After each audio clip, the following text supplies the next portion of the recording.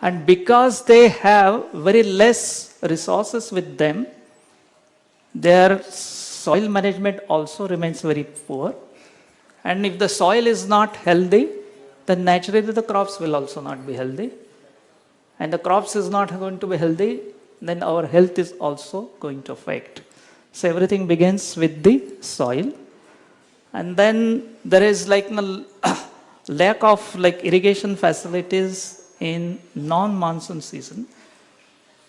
Though India got independence 75 years back, but still the irrigation facility is not there in many of the places. Only few pockets it's available, and most of the agriculture still it remains like the rain-fed agriculture. And then usually there is like less innovation about like doing experiment because it's a struggle for existence. So where they will do something for like innovations. And that's how if the agriculture is rain-fed, then naturally in the winter season and summer season, the production goes down because there's not much cultivation, and eventually everything leads to distress migration. So this is a typical scene of agriculture you will see in India and in many parts of the world. And then we have to understand like there is a lot of spread of monoculture. Monoculture means if you just see your diet that you are eating, mostly you will find rice, wheat and corn. These are dominating nowadays in all our plate that we eat. So slowly the world is moving towards the monoculture.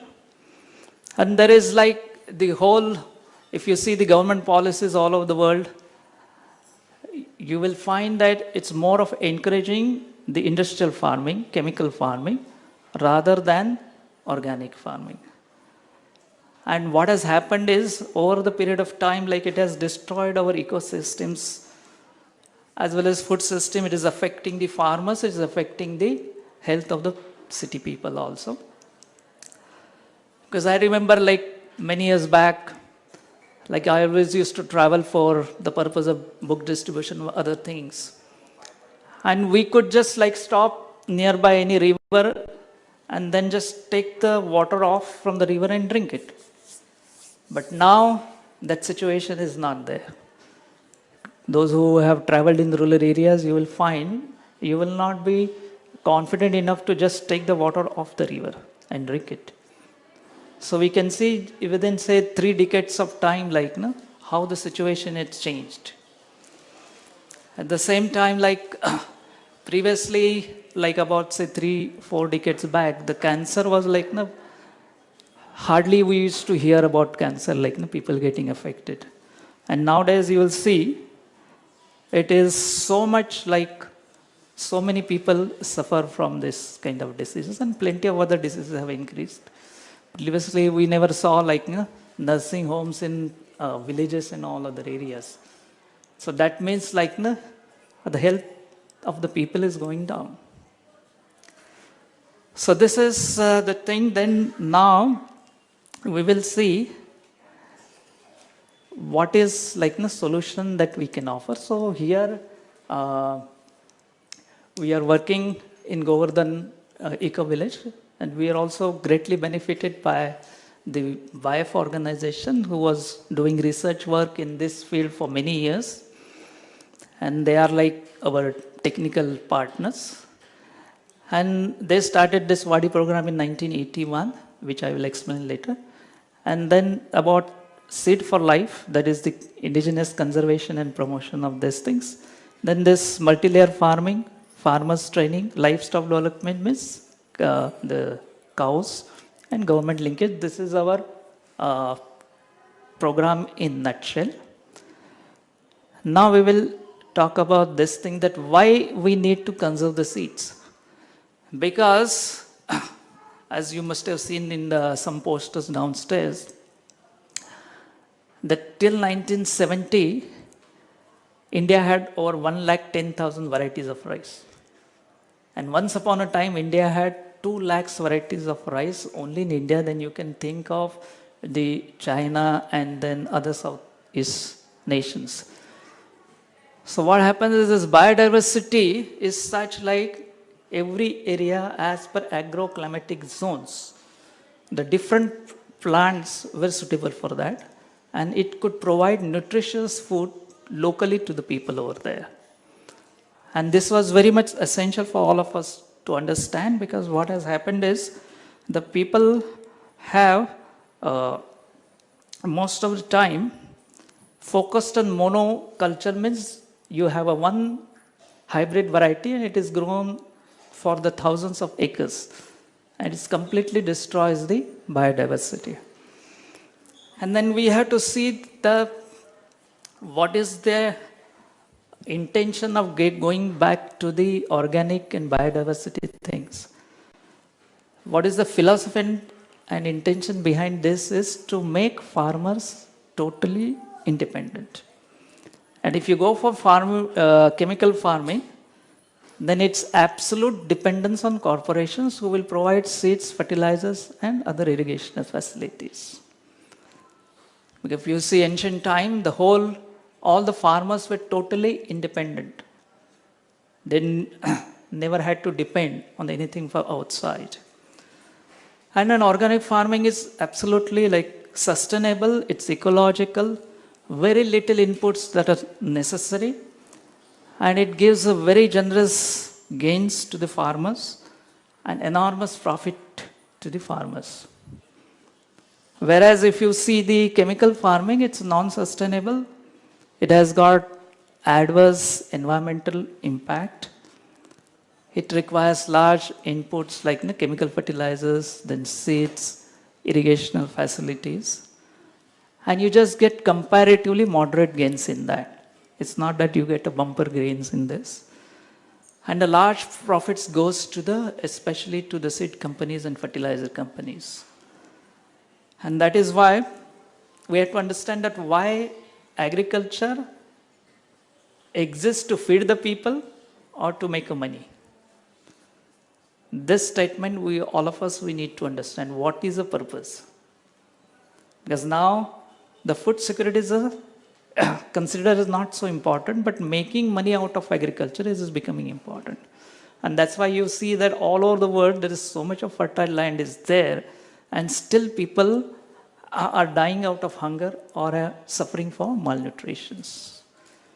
So just as somebody makes this choice, is going to make such a great impact on environment, on social conditions, economic conditions, and is so much beneficial for our future generation. Now you see 40% of all our food grains are fed to the animals so that they can be slaughtered. So all the people, because always say like if the world turns into organic farming, then we have such a lot of population, it will not be able to feed it. But it's absolutely untrue. Because you are feeding food grains to the animals to be slaughtered. It's better like you feed it to the people. It's a simple common sense. So this is what we need to understand. And then you just see like why this indigenous seeds, because they are the climate resilience and nutritionally they are superior, and risk is very low for the farmers. And if you see this rice and millets that are cultivated all over the places, it's like if you go to the temperate climates of Himalayas, to the tropical lowlands or marshy lands, or where there is a lot of floods is there. Like even if there is 2 to 3 meters of water standing for a month, still some varieties of rice will grow in that. That means for harvesting, you sit in a boat and go and cut the rice and bring it to home. So that's the area naturally gets flooded, but still nature made an arrangement, a kind of a rice can grow in that flooded water as well. And if you see the coastal regions like Kerala and Orissa, where sometimes the sea water comes inside, so the water becomes saline, it's a salty water. There are rice varieties who can come in salty water as well. That means the nature made complete perfect arrangement for everybody's sustenance, which we are disturbing in just thinking of making profit out of the agriculture. And like some varieties like come in 60 days and some varieties will take 200 days. So that thing is there, like some varieties of rice, because like farmers they depend everything, all the income from produce of like agriculture. So 60 days means like 2 months of time you can have a crop, you can eat or you can sell it. And 200 days, like usually the varieties which has got more nutritional properties are the number of days are more in that. And then you will find like 8.5 feet is the height of rice that is found in Nagaland. That means you cultivate in May and it comes for harvesting in October. And you can see like how much fodder will be available for the cows, because most of the hybrid varieties are very short ones. So naturally, then you need to go for buying the fodders. So you will see that there's a plenty of benefits that are there by converting into this. And so this is the place, this is called like a seed demonstration plot, where 106 varieties of rice are put in this. In the village Pathradi in Wanganpada, in the taluk of Jawar. And this particular like where demo plots means all farmers will come nearby areas, they will see the different varieties and they will choose which one they like it. Now previous slide we see that it is climate resilient. So I will show you this thing. You can see the previous slide, whatever you saw, so much rainfall came and the whole plot was submerged for 1 week of time. You can see how much water was flowing through that plot, because 1 week there was like excess rainfall that time. And this much of water flew through that plot of land. And still you could see in the previous slide that after the water was washed away, all the indigenous varieties of crops, they survived. And you can see the neighboring plots. It has become yellowish. Those who were like cultivating the hybrid varieties, that could not sustain in that. So this is what like different kinds of millets and everything comes up. And then we see like this rice and millets, it's so much collected. It has got a religious aspect. It has got a cultural significance also. And you will find that in plenty of our scriptures, like in the Charak Samhita and Shushruta Samhita and many other places, it's mentioned. And it became like part of a rituals, rice mixed with turmeric. We throw it as akshada. It's always used in many religious ceremonies. And many of this rice has got medicinal varieties. It can be like, you can easily digest it. And you can cure many diseases from that as well. And as a part of India's culture, this rice and millets, you will find when the arrival of monsoon was there, there's certain kind of festivals were celebrated. Then when you are sowing the field, that time certain kind of festivals were celebrated. Then when you are transplanting it, it's also a festival. And eventually when you harvest it, you will have plenty of festivals in that. So whether it's a birth, whether it's a marriage, or at the end in the funeral, most of the things was related to our production of food crops. So now you will see that after rainy season, then you can have different kinds of pulses that they grow. So here we have a varieties of pulses that they grow. And then this awareness has to be there because of this like genetic engineering, all the biodiversity is getting destroyed. There is a biopiracy is also happening. And then globalization, is also affecting all over the world. And what we are trying to do here is to support the local marginal farmers. That is our main intention. And then conserve all the seeds from getting extinct. And third thing is, it's directly available to the people in the city. So the thing is like, it has to come from seed to table. That circle has to complete. From the farm, it has to reach to the kitchen.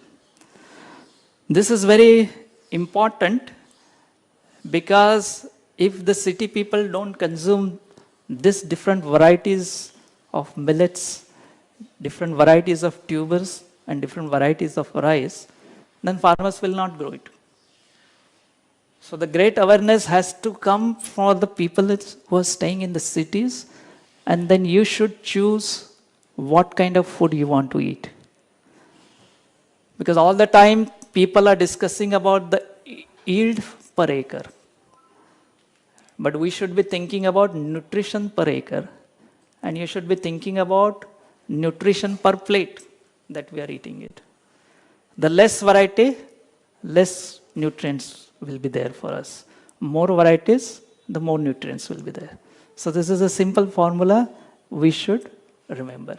So all throughout the year and the different seasons, if you increase our use of different pulses, different kinds of rices, and then different kinds of millets, that's going to give you a healthy meal, a nutritious meal. It will be tasty also, and good for your own health, good for the health of the family, good for the health of future generations. And that's how the farmers will eventually survive. Because if you see the economic point of view, if the small farmers get destroyed, it's bad for the country's economy, because then what next option is the industrial farming. Industrial farming needs a lot of capital investments. And yield is not as gainful as this. So if any country has to become prosperous, it must protect its small farms and small farmers.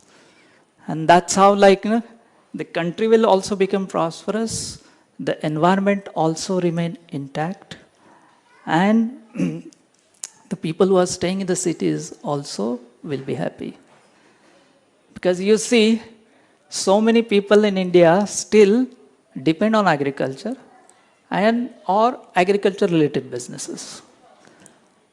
If agriculture becomes economically not viable, where all these people will end up? And do you have that much jobs available in our industries for these many people? So you can understand how much the economic crisis that we are going to do it.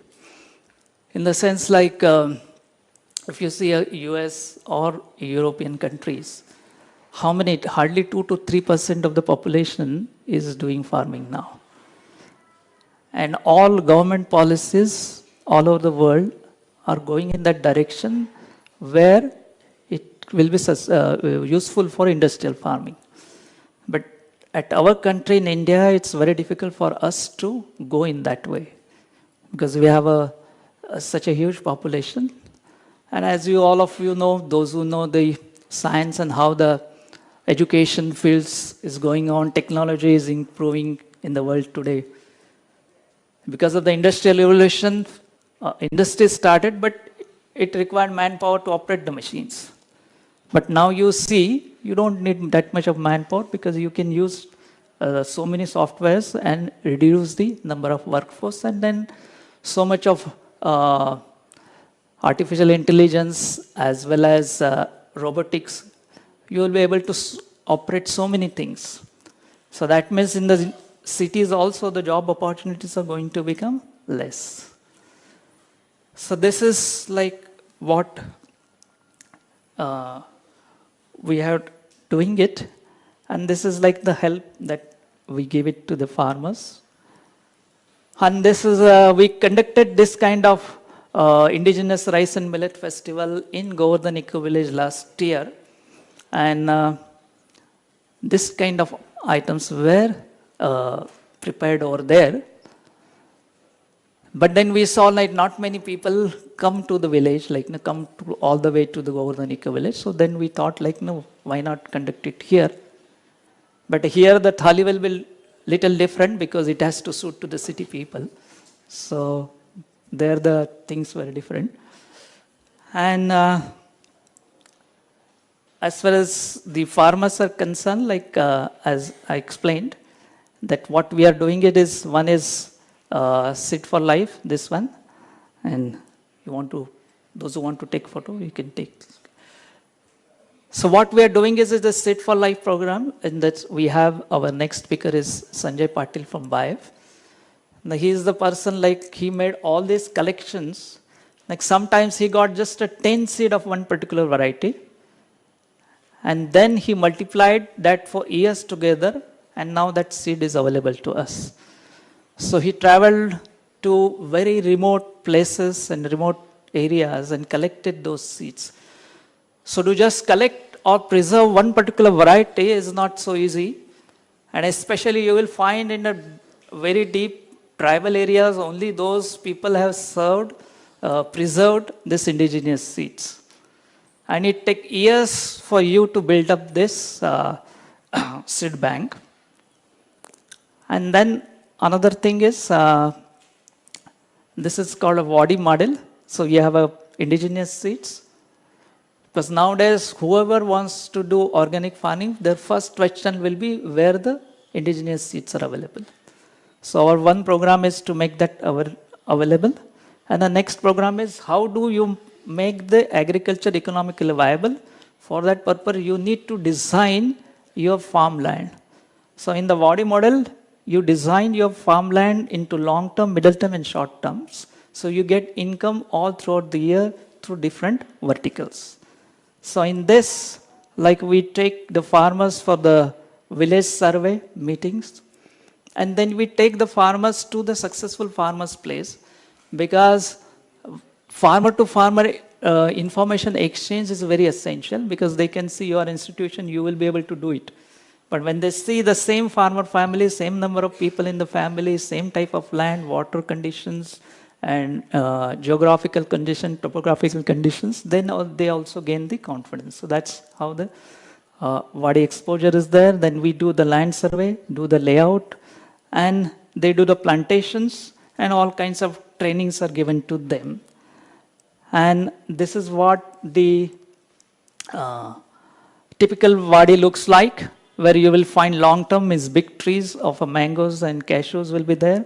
And in between will be intercropping, either of a floriculture or the different vegetables. So this particular farmer was earning just 8,000 rupees in a year from his agricultural land. And he was working as a factory laborer. And when he came to our program, he could diversify his income generating verticals.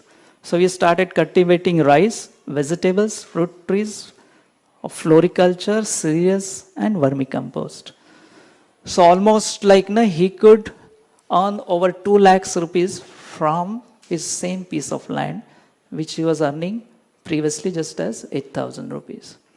So the thing is, we just need to support these kinds of small marginal farmers. Usually they have 2 to 3 acres of land. And because what happens is, say suppose somebody is a big landlord, he has a 50 acres of land, and if he has say 5 sons, then next generation will get 10 acres. And if he has 2 sons, then he becomes, in 3 generations, a big landlord will become a small marginal farmer.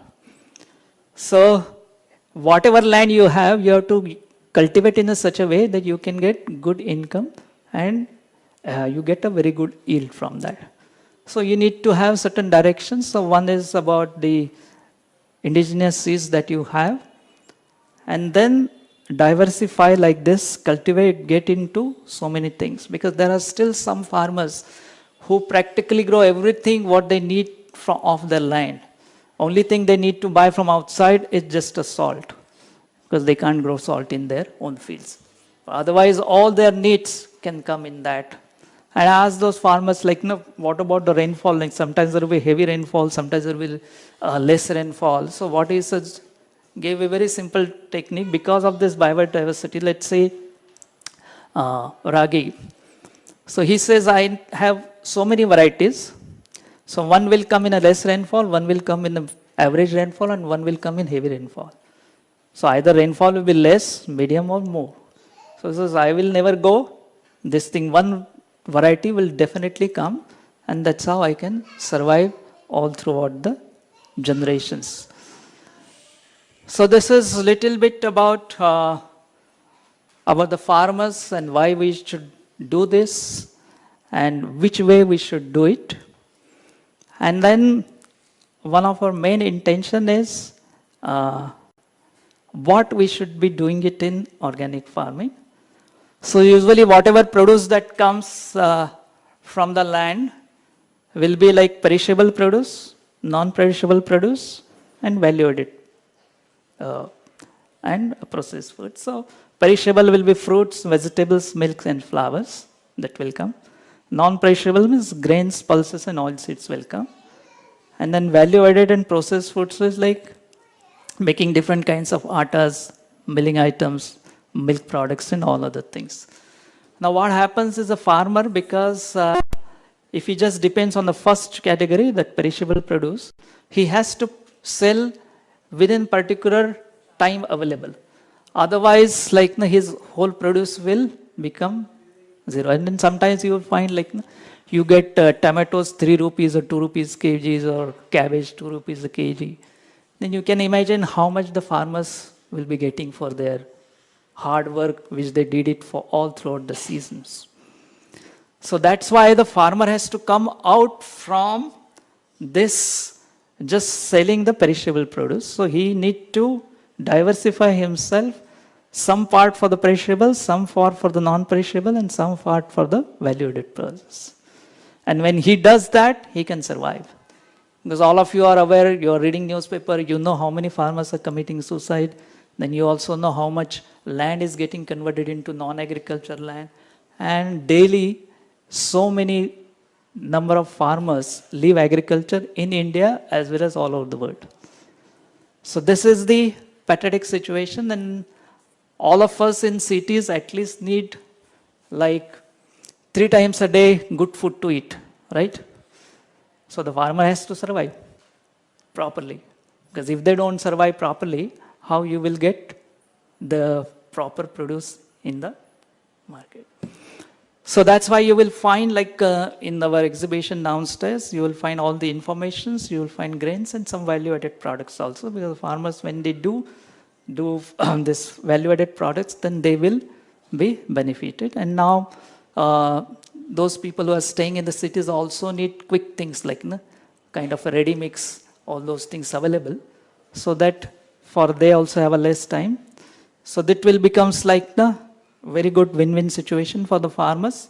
So we are advocating this concept of family farmer, where if you know who is the farmer who is growing food for you, so what will be the advantage? First is there will be no cheating, no food adulteration. Those who want to do the research in this or get some information from there, you just Google about food adulteration and you will find so much of food adulteration is there.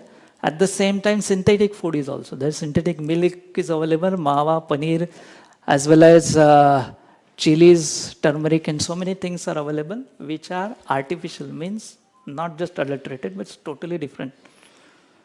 So we need to protect our health of our families. So this is like connecting and then understanding the farmer's need.